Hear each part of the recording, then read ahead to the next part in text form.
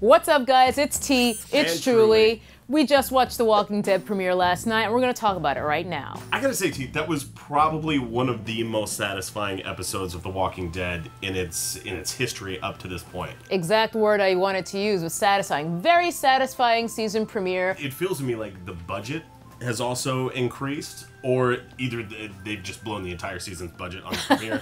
And they're gonna put them in a farm possible. for the rest of them. I mean, those zombies are looking rough, though. I have to say, they've done a really good job over the course of these several seasons, making the zombies look more decayed as time passes, because I was noticing these zombies look way more f***ed up than usual. And then I remembered, as I learned on Things You Didn't Know, click here to watch, they do that intentionally. Hey, we're talking about the season premiere of Season 5 of The Walking Dead. If you haven't seen it, don't watch this. I cannot make this clearer that this will be full of horrible spoilers that will ruin the entire episode and your enjoyment for it. Or if you just love spoilers, watch it anyway, I guess. Yeah, their quarterback is doing excellent at the sport he plays. Yeah. Which I guess would be football. I think so. I think that's the only one that has quarterbacks.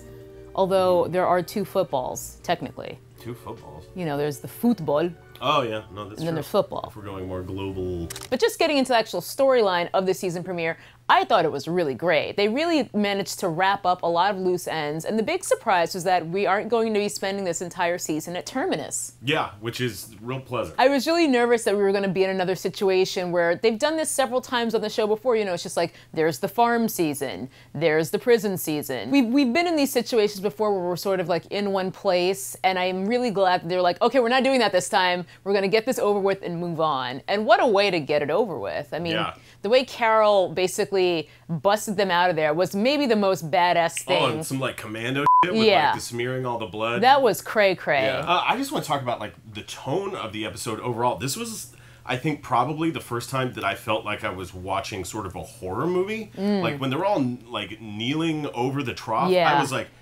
this feels like some HBO shit. Right here. So in that trough scene, you know, when we have our heroes lined up and like we've had the 3 casualties, so you know we're gonna go just to kind of get rid of some bodies.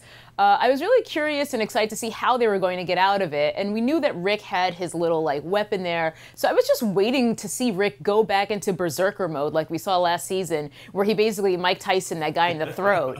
I was just like, let's see that again, because that was crazy. Yeah, it kind of, because Rick is sort of a frustrating character. Big time. I have a lot of issues with Rick. It was nice to see him like really leading. Yeah. He was very clear in what he had to do. And we only got one Carl for the whole episode, which I was surprised to see. But we've had our first Carl of the season, so that was cool. That is my favorite part. Yes. I mean, if there's ever a drinking game where it's just like every time you hear a Carl, you will have to go to the hospital. In the very beginning of the episode, when, you know, our heroes are still being held captive and they're over that trough and, you know, they're just going down the line, whack, slash across the throat, it was insanely violent, first of all, but it was also really anxiety-inducing for me, to the point that I almost wasn't enjoying watching the show. Like, I was just so anxious, just like, how are they going to get out of this one? I was actually surprised that nobody died during the episode, because it felt, the tone of the episode felt dangerous enough that anybody could have gone at any time. And it would have been a big season opener if they did do that. I mean, I wouldn't put it past them. I always feel like this episode would have made a really satisfying finale to Season 4. Yeah.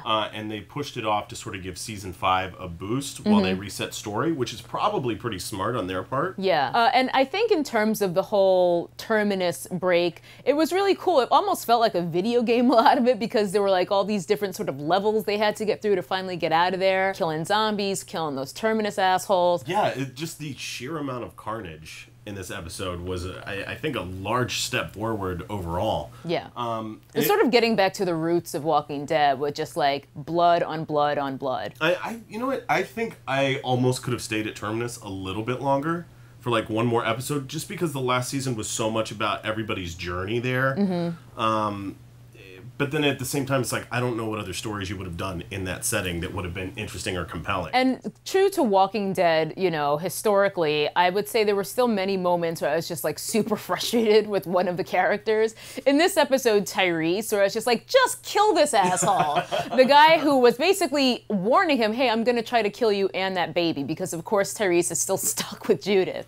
So he's babysitting Judith and this asshole from Terminus, who he and Carol managed to capture. But yeah, I was just really frustrated frustrated with Tyrese, so she's like, just kill him already. You've had every opportunity. And of course, eventually he has to, and he's all broken up about it. But I don't know, maybe I'm just like not on the right side of the moral spectrum, where I was just like, no conflict, wipe him out. Or at least use something better than seat belts to tie his hands. Right. All right, guys, so that's what we thought. I think overall we're both pretty satisfied with the premiere of The Walking Dead. Let us know what you thought, if you guys thought it sucked, if you thought it was great. There's a whole comment section for you to play in.